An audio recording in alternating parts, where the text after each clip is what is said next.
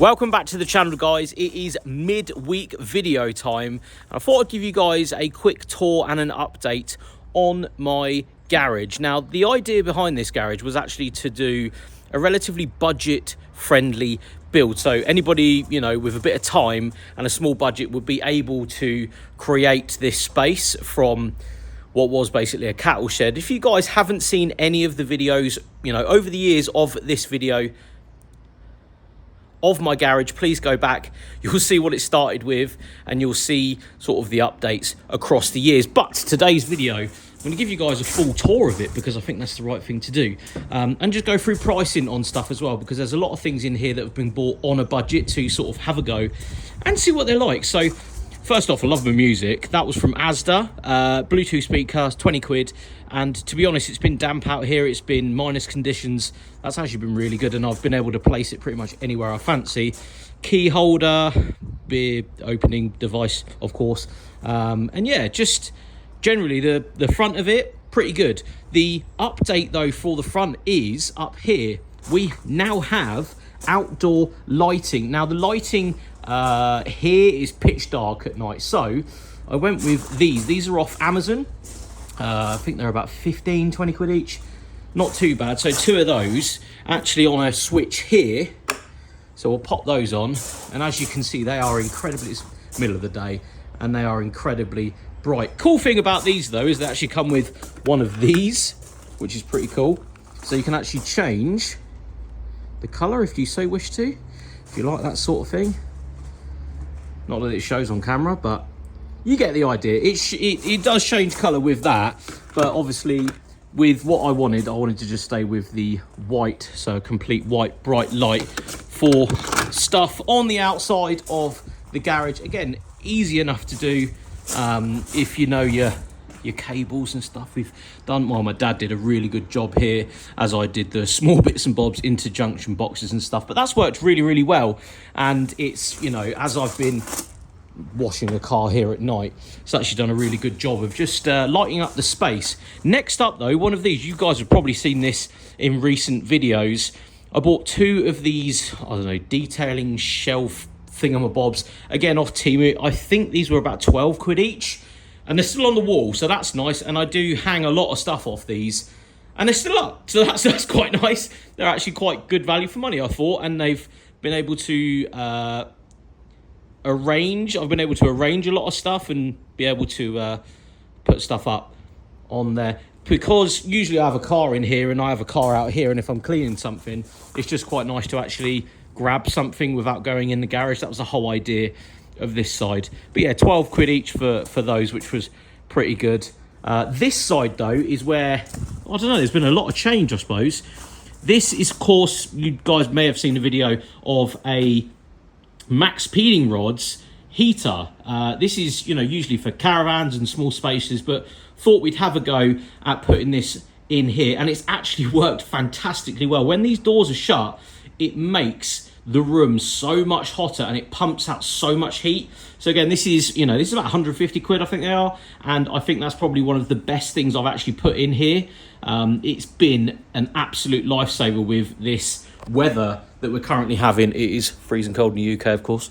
So yeah, that's a very good product. I would say get one of those if you have a small garage or a small space that you can throw some, you know, heat into. Diesel heater, diesel goes in there, exhaust goes out.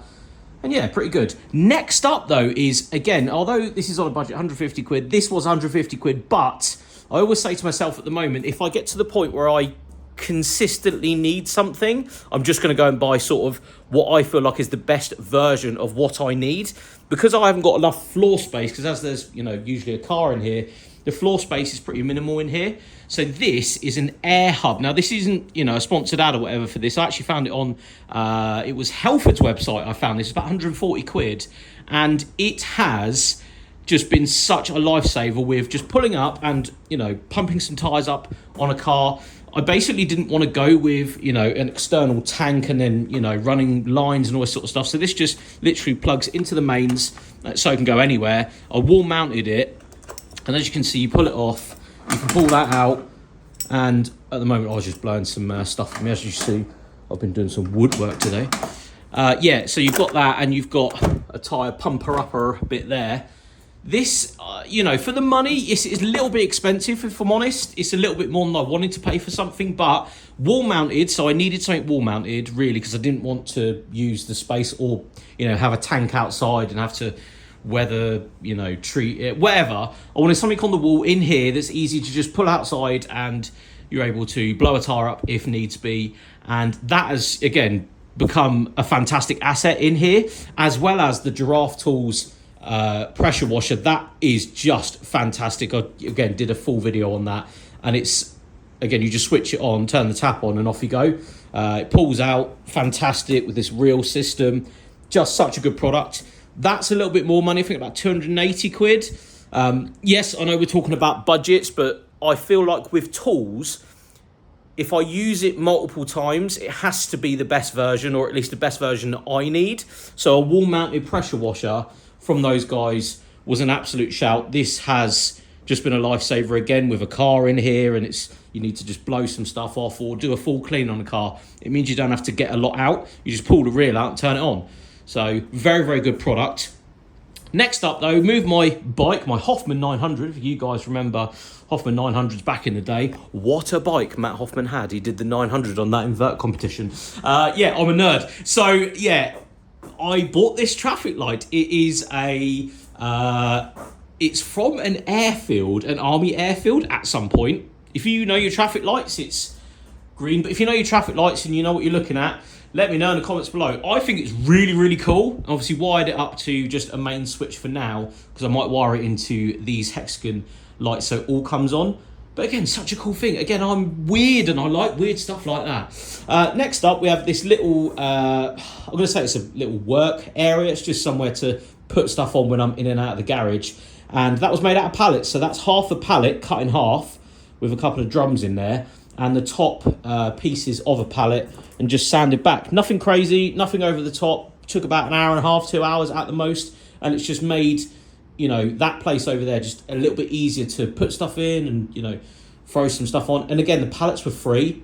Free pallets, I feel like, yes, it's not the best wood. Yes, it's, you know, a little bit chipped here and there. But if you're using it in a garage and you just want to cut stuff up with it, then it's absolutely fine. So that's what I've done with that. That's basically 2 pallets worth.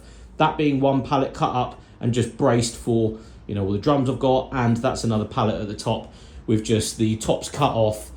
Not really cut down to size either. It's just like, basically I cut the ends off, as you'll see, because it's a terrible cut. And yeah, it doesn't look too bad. It's, you know, it come out all right. It's doing the job for what it needs to do, and it didn't cost me any money. I did look at racking. I did look at tons of other things, but I just didn't really see the point, if I'm quite honest. I had this sort of area ready to go, and I had a bit of wood, so I thought I'd have a go, and it come out all right, actually. I'm quite happy with that. I am going to paint it black, though, I think. I've painted the front bit, because that's all the paint I had, just see if I liked it, and I think that's the way we're going to go. I'll probably keep the top just normal colour, maybe sand it back more, and I don't know, do something with it, but yeah, a free work area is basically what that is. Next up, bought a little Dremel, cheap one. That's been really good for just bits and bobs. Cut the Cayenne bumpers with that, actually. It was, again, 20 quid, I think that Dremel was. It seems to have done me quite well. Just show you guys it, just in case you're after a Dremel, because, you know, why not? Again, go for a cheap one, I thought, and just see how it goes, and then I can relay to you guys exactly how I feel about that product and if it works and stuff. Same with this heat gun, recently bought that, and again, it's actually quite good. It's no Bosch crazy lovely thing, but for 20 quid, again, it seems to be doing quite a good job. Next up, though, this side, this again is off Temu. It was about, I'm going to say it was about 20 quid, 15 quid maybe, at the top, off the top of my head. It's actually probably one of the best things I've bought for organisation in the garage so far. Again, very cheap, very just, you know, see how it goes product.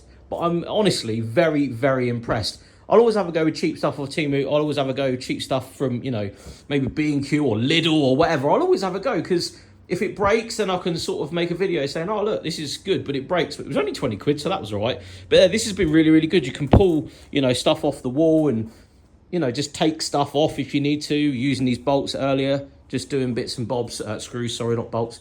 But yeah, that's another thing that, again, is cheap and it's organised, tons of space in the garage. As well as this was £13, I think this one was. And again, you've got top space here for all cans and various stuff, and you can actually put some blue roll down here. Another thing on Temu, if you've seen it, if you've got it in your basket, I'd say that's quite a good asset in here. It's something that, again, has organised a few bits that I use on a regular basis, and obviously you can have a roll of blue roll at the bottom. Other than that, though, oh yeah, I got these actually. These were in Lidl, magnetic strips, just to put tools on. Again, they were like £4, £5. That is just like, why not? Why not have a go with something like that? If it falls off the wall, I'll buy a nice one. But so far, it's actually done quite well. The last thing is, I put up-down lights on the garage, which is pretty cool. So these up-down lights, and I'll put a bit of video at the end of them at night to show you guys what's really going on and how good they are. They're on a timer, just over there on a UK plug. And just ran to a few boxes. As you'll see, boxes here, box there, going through to the other side, just down the side of the garage. Again, it's completely pitch dark here most of the time, so I've actually got that on a timer. At the moment, it comes on about 3 o'clock and goes off at 11 o'clock at night, and then comes on in the morning for when we go out. So it's actually quite nice to just have a little bit of ambient lighting on the garage when you come in and out. The up-down lights on the front of the garage are actually 25, 30 quid off eBay. They're all right, but I think the ones on the side, you'll see on the bit of clip that I'm going to put on in a minute, they're actually from Screwfix. They're about 12 quid each, 15 quid each. I think all in, I spent about 40 quid on up-down lights and a new switch and just various little bits and bobs. But it made the whole circuit and transformed for the sake of, say it was 65 quid all in, and you know, a day's work of messing about, only because I don't know what I'm doing with electronics. It was, you know, the difference between what it looked like and what it is now, it is fantastic. So I will pick you guys up again in a minute. Well, it will be in a second for you, but it will be a few hours for me when the ambient lighting comes on, when it's sort of dark. It's getting a little bit darker. The up and down lights have come on, so they're the ones on the front. And if we come round, there's one just there and one just there. These ones were the cheapest ones basically on the Screwfix website. They come out really well. I like, well, the brick's terrible on this old house, on this old, I don't know, what is this, a cow barn thingy? But it definitely looks a lot better, especially in person. On camera it looks a bit meh, but I'm very happy with them. But yeah, cheapest ones on Screwfix, about 30 quid, if that. So yeah, come out. So from me and my up and down lights, I've always wanted up and down lights, look pretty cool. I will see you all on the next one.